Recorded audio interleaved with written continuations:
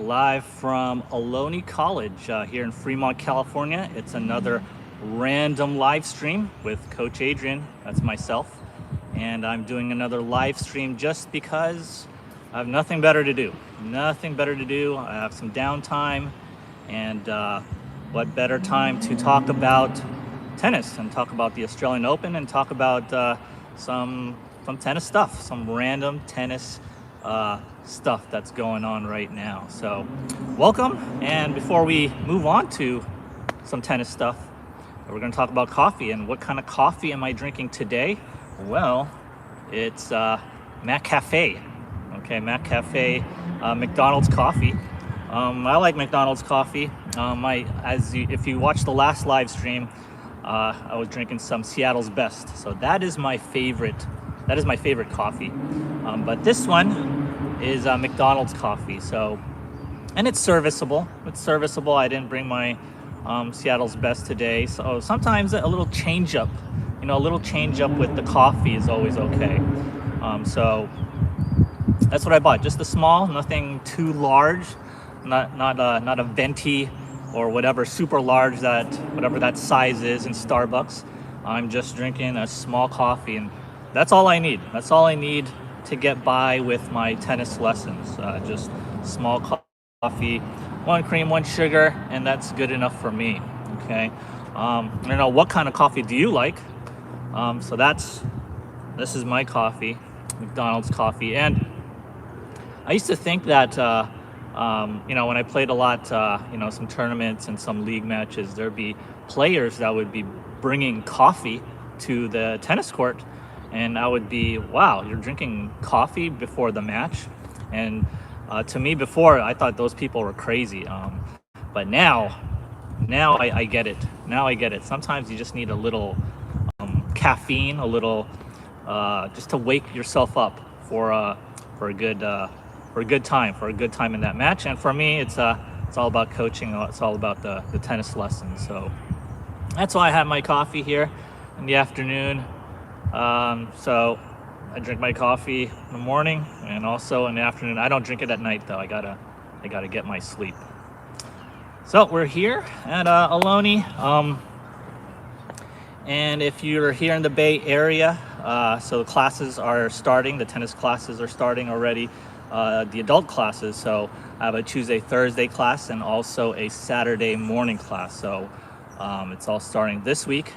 Here at Ohlone College here in Fremont, California. There's still time to sign up. So if you want to sign up, do that this week.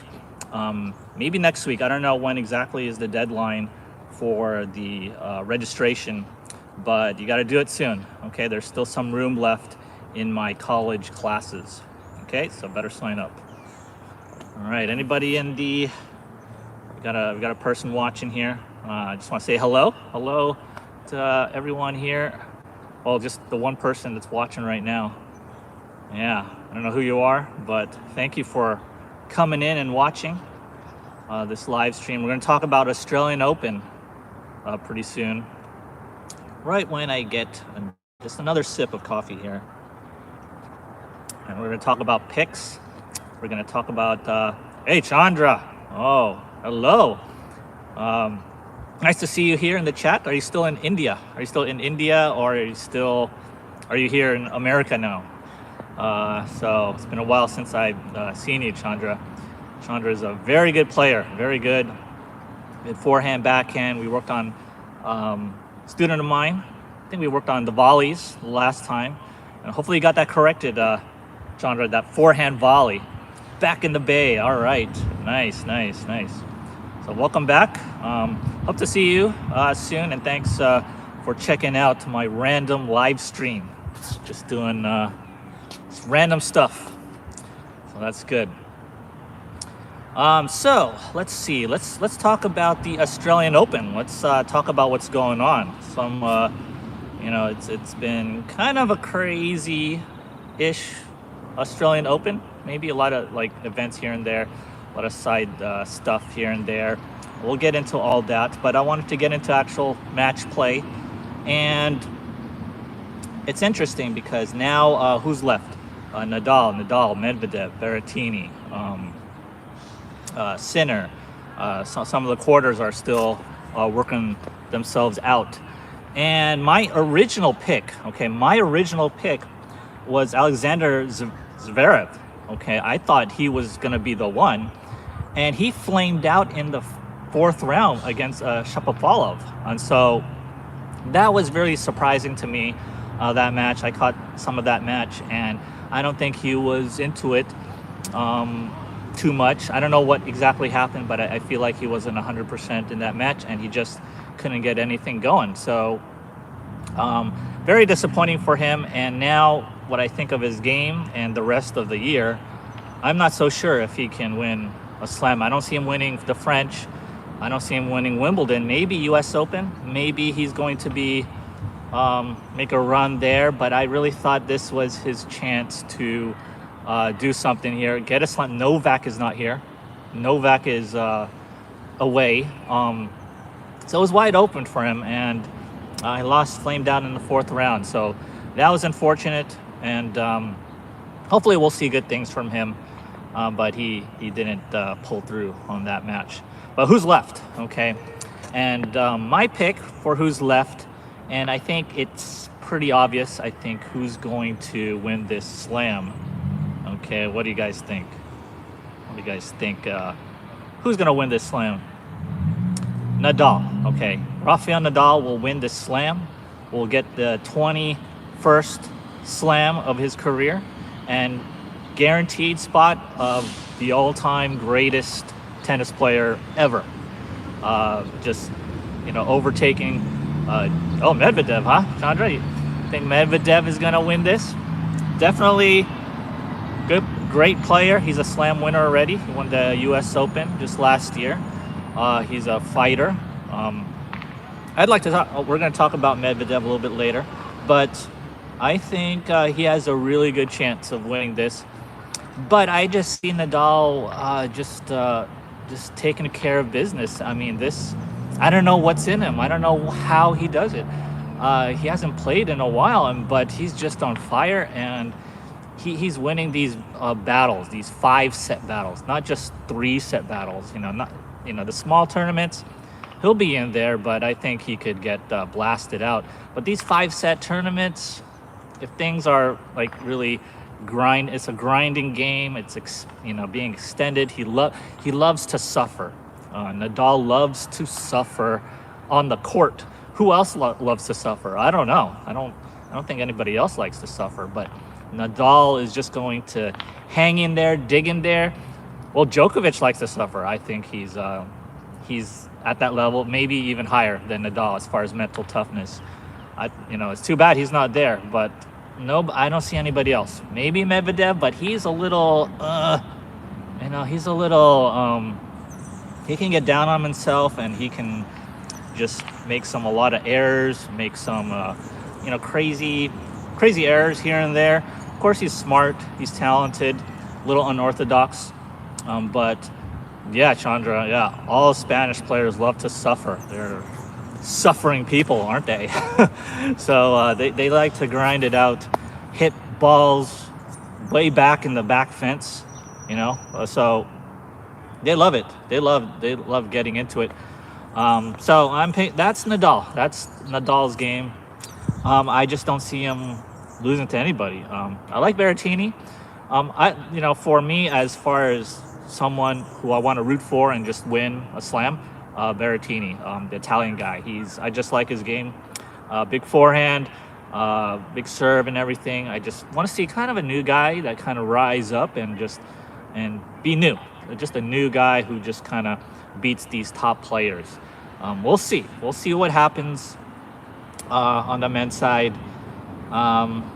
It'll be a surprise if Nadal loses somehow loses straight sets to somebody. It'll be shocking to me. Okay, so that's the men's side. On the women's side, who's left? Madison Keys. Wow, Madison Keys is having the run of her life. Who saw this coming? She had a pretty good tournament. Forgot the name of the other tournament, small tournament right before the Australian Open. She's on fire. She seems like she's having fun on the court. winning these supposedly tough battles, but she's winning straight sets and she's hitting hard. She's hitting clean. That's the main thing with her game. She should be a clean hitter. If she's not clean on her game, then everything is an unforced error. But she is just rocking. Okay, the question is for Madison Keys, can she keep this up? Can she, like, is she in this place right now where it's like, wow, I'm here, semifinal, I'm actually here. Will that freak her out? Okay, that might freak her out. Like, oh my God, I'm almost gonna win a slam. Okay, so that kind of thought process in your head can mess you up. So she has to just keep going, whatever she's doing right now, playing free, playing, just hitting the ball, just letting go, being free. Madison Keys has a very good chance. And I want her to win. I want her to win. She's an American, obviously, and I'm rooting for her. I saw her in Stanford playing, and I like her game. She just has to be on it. So hopefully she comes through. But my original pick for the women's who will win this one was Iga Swiatek. And that was just a random pick for me. That was just an outright guess. And why did I pick her? It's because she's been playing well here and there. Here and there she'll lose. She'll get up. It's fairly consistent with her results. She won't win tournaments after tournament, right? But she'll get up into the late rounds of a tournament, and then she'll lose. But with these kind of tournaments, like the slams, right? You don't really know who's gonna win on the women's side, and it's just a gut feeling that she will win it all. She'll win the Australian Open, and the reason why is she is the best mover in the women's game right now. The best mover. She can hit these open stance forehands, open stance backhands, just going side to side on the court, super fast, almost effortless. She could run for the ball up and down. She obviously has good ground strokes, forehands and backhands, but her balance on the court, her movement is so dynamic. I don't see her being too off balance at all on the court. She could hit any ball. She could basically hit any ball that's thrown to her, off to the side, angled, deep balls, short balls, drop shots. She can get to any ball, and that gives her the best chance. That gives her a great chance of winning any tournament, especially a slam. And all she needs to do is put it together, right? If she can put it together, like what she did in the French Open, she won that a couple years ago. Just put it together. That talent will just play itself out, I think. And I think she'll win it. She's still my pick. She is still my pick to win that tournament, Australian Open. I'm rooting for Madison Keys, American. I want to see kind of like a Cinderella story, right? But Iga Swiatek is just phenomenal mover, and she's still my pick. She's still my pick to win this Australian Open tournament. I don't know. What do you guys think? Who will win? Who will win on the women's side? Again, up in the air. I'll take just another sip of this coffee. It's getting cold. This coffee is getting a little cold, and I still want to drink it a little warm. Yeah, it's getting a little lukewarm. It was so good when it was piping hot. That's when you want to drink coffee, when it's piping hot. All right. So what else can we talk about here? Sabalenka. Sabalenka serve. What's going on with Sabalenka on the women's side? So she lost in the fourth round. I didn't see her winning the tournament. Probably saw her going to maybe the semis, but she needs to work things out with her serve, just with her game in general. She's a contender for any slam, for any tournament. She can win, but she has to take care of her serve.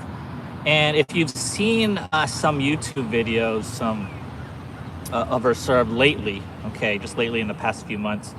Um, she is having major problems with her serve. Okay, and I'll tell you what the problem is. Okay, and a lot of other online coaches are talking about her technique.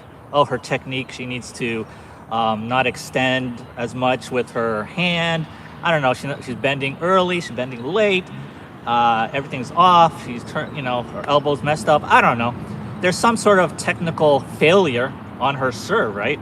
Something's going on. But I saw this one video in another tournament where she basically forgot how to serve. She basically could not get a serve in with her normal motion. What's happening here? And then she ended up doing an underhand serve. So what's happening with Sabalenka? What's happening with that serve? It's not technique. So you guys, it's not technique. Every coach, if you see every online coach on YouTube, they're talking about her technique and talking about, oh, she needs to do this and that. She needs to, her feet are messed up, whatever. Okay, that is wrong. It is not technical. It is a symptom. Okay, the technique is obviously off, but it's a symptom of a much more major problem, a very scary problem, and that problem is the yips. Okay, Y-I-P-S, yips. It's the service yips, and it's a very scary problem because we are talking about Sabalenka right here. Okay, Sabalenka is a world-class player, #2 player in the world. Okay, all of a sudden she can't serve. All of a sudden you're talking about her technique, and she can't bend her knees right, or she can't time the ball right. She can't hit the ball on the strings. Okay, she got to #2 in the world with a world-class game, with a world-class serve, with a world-class forehand, world-class backhand. You don't just lose your technique. You don't just have flawed technique by getting up to #2 in the world in the women's game. No. Okay, so something's going on with her head, and that is the yips.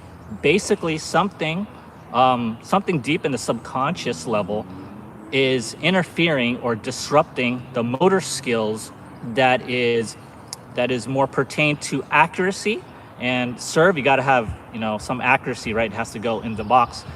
It pertains to that, and it's being disrupted. So something is just not going right from the brain to the hand, and it's just kind of jerking out. Something's being jerked out, and everything is kind of out of sync, and you can't serve. Okay, and that's very scary. Very scary. Think about just going up and you know how to serve, okay, and you're in a match of your life. I don't know, maybe it's Australian Open, Wimbledon, whatever. Could be anything. People are watching you. Okay, you're about to serve 30 all, maybe 30, 40, break point. I don't know, big point. You forgot how to serve. You just forgot how to serve. Okay, super scary. And that's what's happening to Sabalenka right now, and it's really unfortunate, but I think she's being coached right. She's being coached right by her team. So what's happening is, so there's something, I don't know, it could be anything. There is pressure in her head, okay? Whatever it is, pressure, worry, whatever it is, all these emotions, and then you got the technique, okay? You got the trying to serve part going on.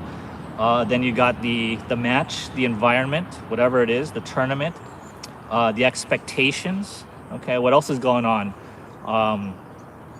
Pressure from maybe family, friends, pressure from yourself. You could pile it on and on and on. Okay, and at that point,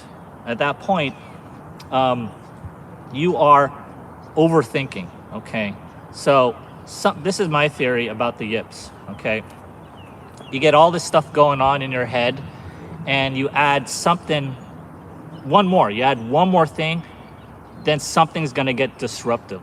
Your serve is gonna get disruptive, something, and it'll just spaz out. It's like a hard drive, right? You have a hard drive, 50 gigs worth of hard drive data space, right? And you've filled it up all the way to 50 gigs, okay? And something's going, and then at that point you want to install another program, maybe like a virus protection program, something to install on your computer, but you can't. And you're trying to jam that into that hard drive, but it doesn't work. It just spazzes out, and it'll get an error. You get an error message, and something will happen, and the programs on it on the computer will just not work. And so that is what's happening. The overthinking of Sabalenka. All this stuff is going on. It got deep into her subconscious, and that's what's happening to the serve. Okay, and the way to correct that serve is just to remove some of the thoughts. You're boycotting pro tennis and okay, very good. Glad you mentioned that. People in the comments, but yeah. So you just gotta remove some of your thoughts. So that's kind of tough, right? You can't really delete a thought. Okay. So in a way, you have to let go. You have to let go of whatever it is, the pressure. You have to let go of what you're thinking about in regards to technique. You have to let go of what it is in regards to pressure. Everything that is involved in a tennis stroke, whether it be a serve or whatever, you just have to let go and just do it. You just do it. And that's the way to solve that problem, solve Sabalenka's problem. And so it's not really technical. If you try to, if a coach is, there's a fly here, and swipe it away. If a coach, okay, is trying to correct her serve through typical corrective measures, as far as like, I don't know, getting your body turned. Oh, Sabalenka, you should turn your body more a little bit. Your shoulder should be here. Your elbow should be a little bit higher. You should extend more. You should do this and that and this and that. Okay? Then Sabalenka's brain is just going to spaz out again on her serve. 30 all, big point. What's going to happen? She's going to double fault. She's going to double fault big time. Okay? Hey, Parek's here.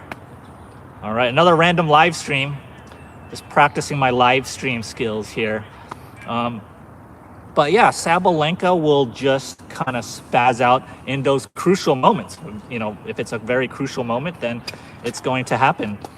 And so all that corrective measures by any other coach, if a coach is trying to do something to her serve, add something, adjust something, it'll be worse. It'll be worse. It'll get worse, more worse, and more worse. And Sabalenka it will be too bad. But okay, her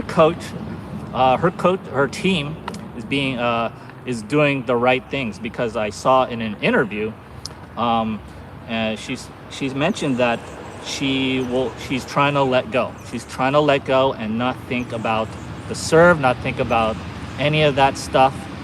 You know, it's weird, right? You're trying to serve and you're not thinking about the serve, okay? But that's what you got to do with the yips. You can't think. You just have to turn it off and just do it.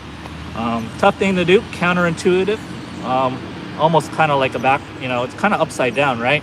But that's what you got to do.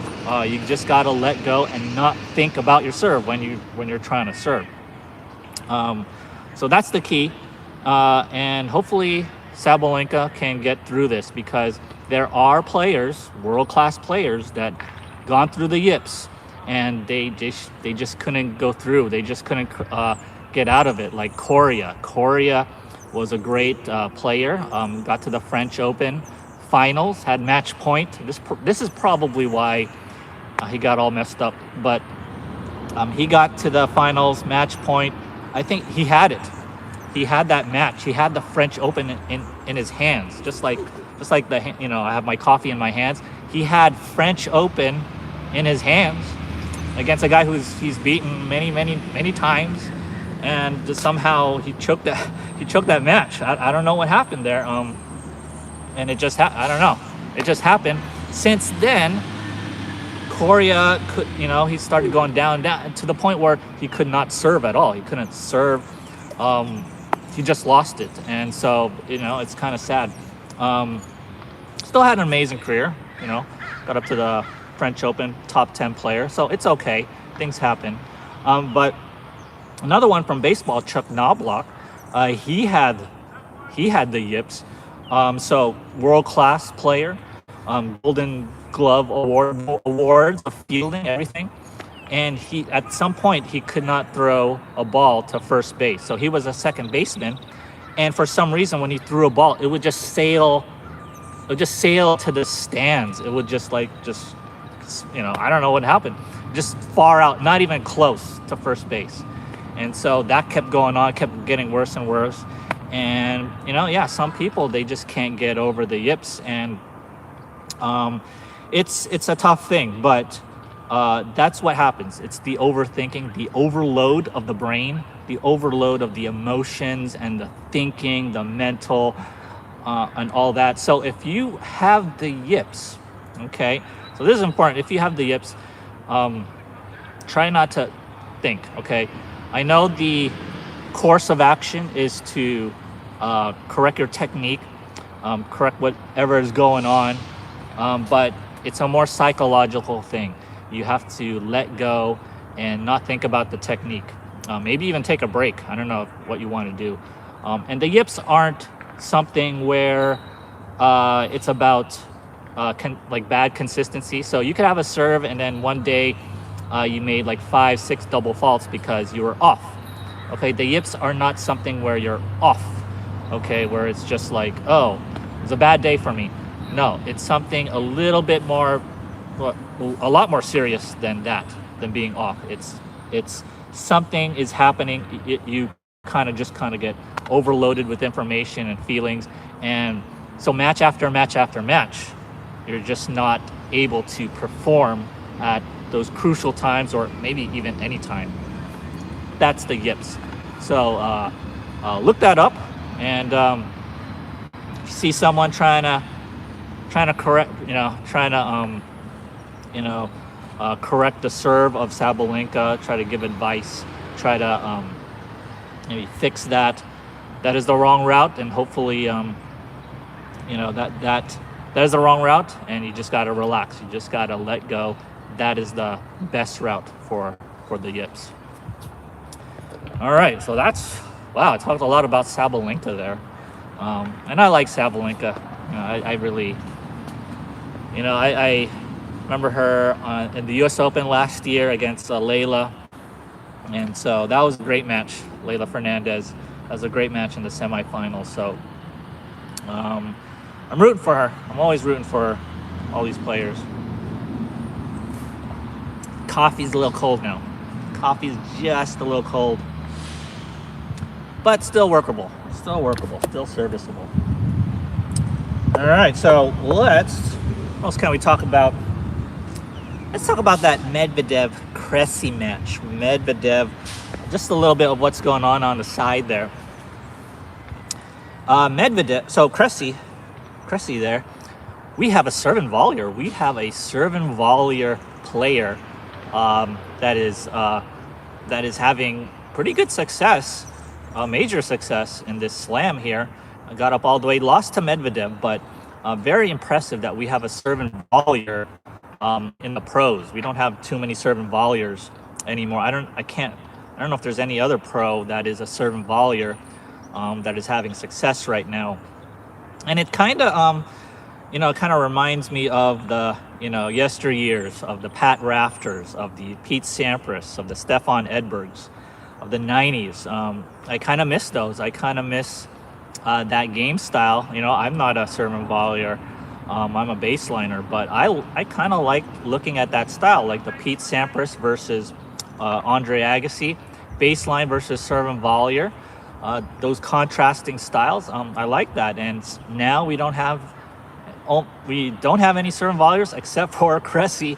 Cressy is there, and and his game is not as as a serve and volleyer, right? I think of Pat Rafter, and the aesthetics of those guys, the Edbergs, Pat Cash. They were really the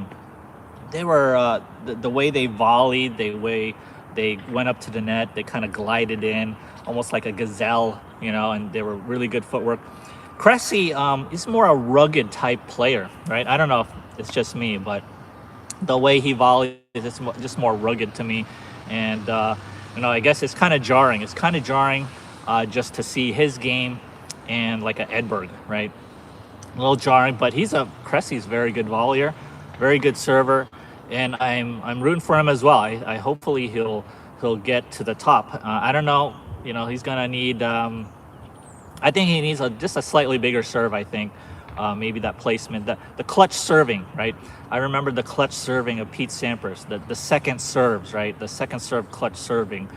That's kind of what you need for a serve-and volleyer, especially during these times when the baseliners they have big strokes. They could take it early. They could they could hit hard. They could basically hit harder than before, and so that's kind of what you need if you want to get to that top 10 and still be a serve-and volleyer. You need that clutch serving, first serve and the second serve. That's very important. So I'm rooting for Cressy. But so what happened was with Medvedev, there was this time where it was funny. There was this time when Medvedev said, "This is so boring." Like he yelled it out. "This is so boring," and that was in reference to Cressy's game, Cressy's serve and volley style. And I thought that was kind of funny, but he yelled it out loud, not directly to Cressy.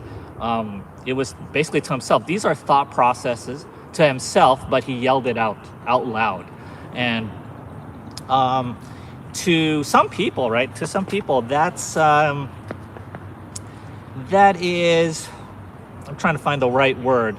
Rude. Maybe it's rude. Maybe it's unsportsmanlike conduct to just kind of yell out a person's style, their style of game in kind of like a rude way. And it is very rude. It's very rude. It's very unsportsmanlike. Not something that I would teach. Not something I would want to recommend do. But what Medvedev did there is classic. It's a classic tactic, a classic way of expressing yourself. So when I played a lot of tournaments before, juniors and tournaments and league matches, there would be some players who are more outspoken, and they would say something like this to themselves, but it was in reference to my style. "Oh, this guy is just a moon lobber. It's like a moon lobber, just throwing up lobs every stroke." And so they would yell this out, okay, not directly to me, but to themselves in reference to me. And of course I could hear it, right? I could hear. Or they'd be saying like, "Oh, this guy's a pusher. This guy's, just pushing the ball. What's wrong with you? Play better than that," or something like that. So again, not directly to me, but it was in reference to me. Thought processes and basically hateful thoughts, pretty much, of your opponent, but being expressed out, and that is classic. Many times opponents will say, "Oh, that's a what a lucky shot. Okay, that's just the luckiest shot I've ever seen in my life."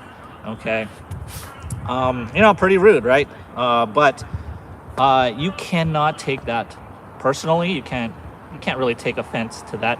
I find it funny. So if someone's saying that, "Oh, I'm a pusher," or whatever, "I'm just putting the ball back," I like it. So that means they're frustrated in my game, and yes, they're being rude, but it's an advantage towards me, right? So I'm gonna keep playing that style.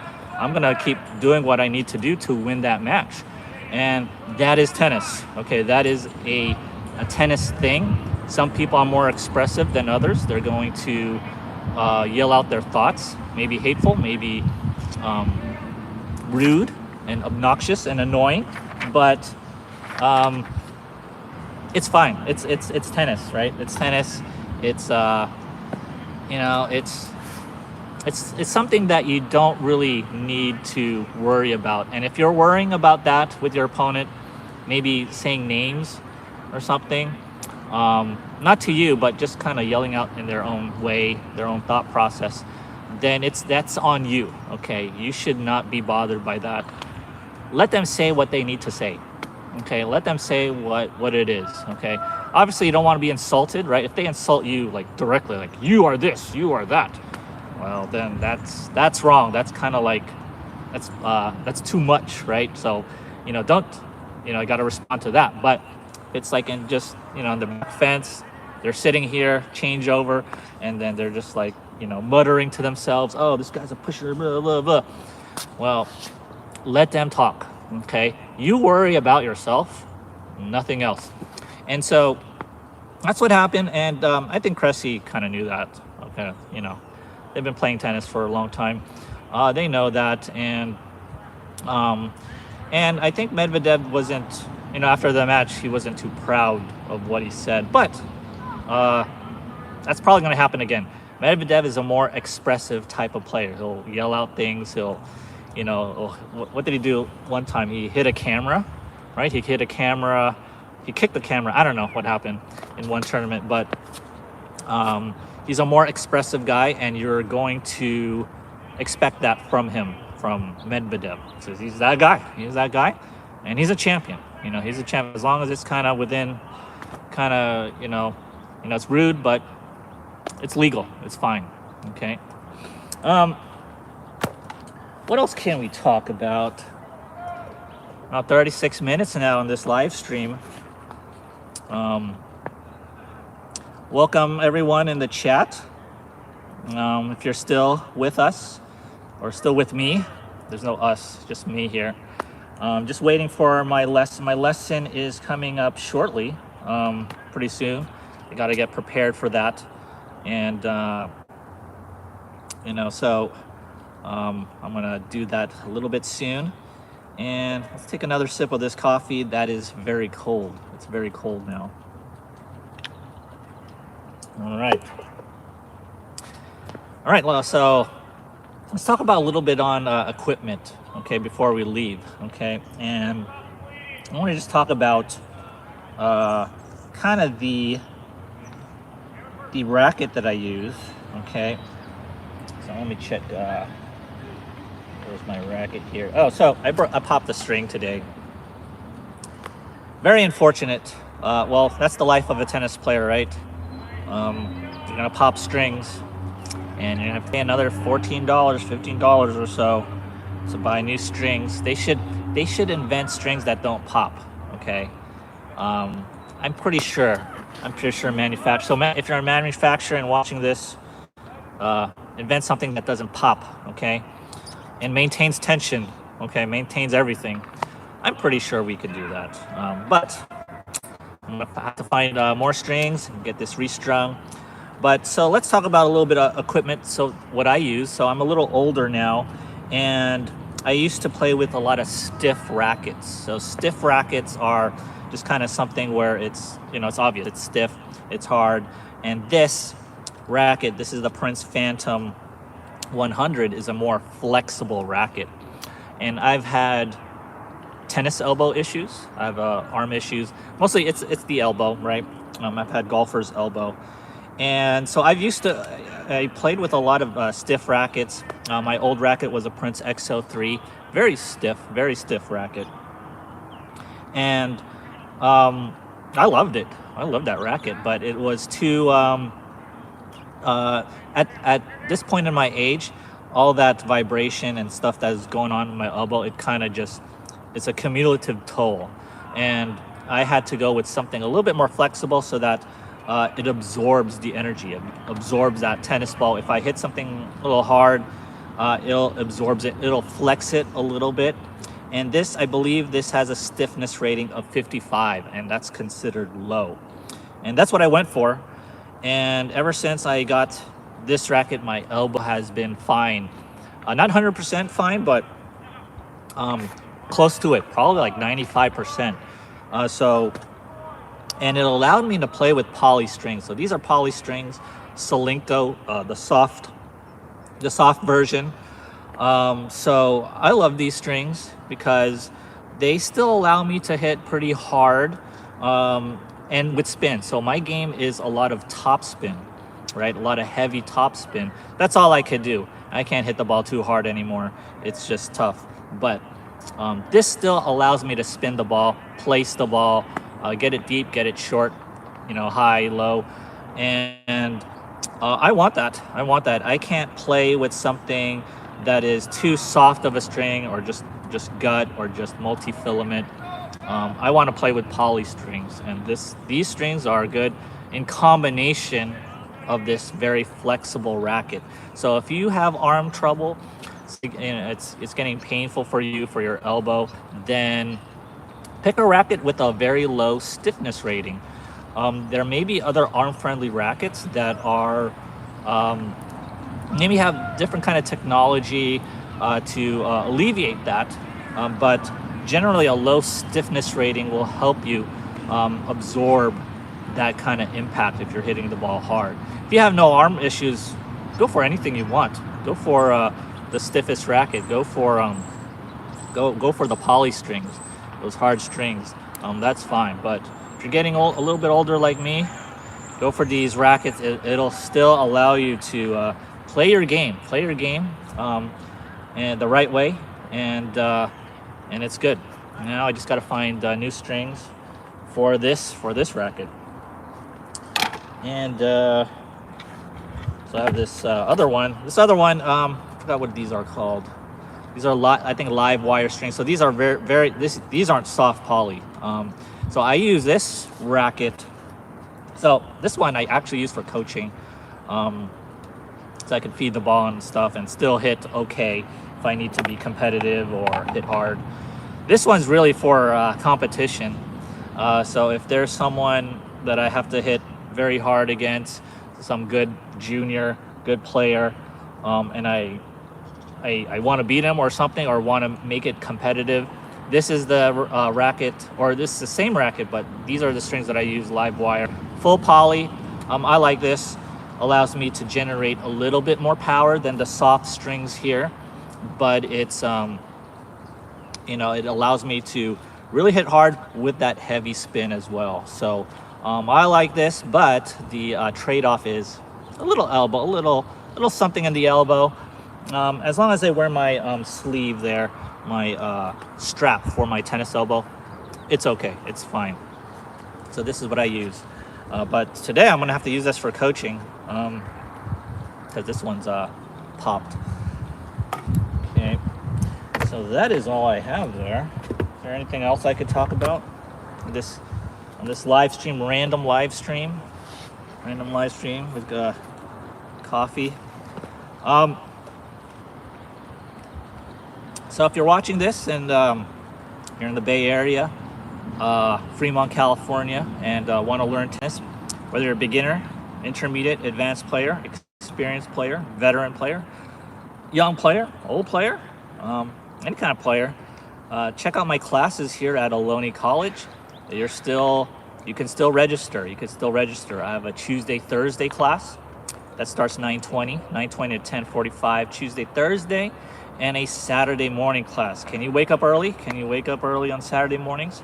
I'll be here at Ohlone College, and it'll be fun. Whatever your level is, I'll put you in the right spot, and we're gonna try to improve your game. And I have also academy here, still part of Ohlone College, Ohlone Tennis Academy, where I do private lessons for juniors, for adults, beginner level, advanced players. So come check it out. Email me. I'm getting a lot of emails, so I have to admit, be honest, a little backlog with my emails. So let me catch up to my emails, but fire away. It's all right. Email me, text me, and I'll get to you. Okay. So just be patient. First week of the semester is always kind of like a little crazy, but I'll get to you. I promise you that. Okay. So that's all I have for you in this live stream. Thank you for watching this. Thank you for attending, and I will see you next time.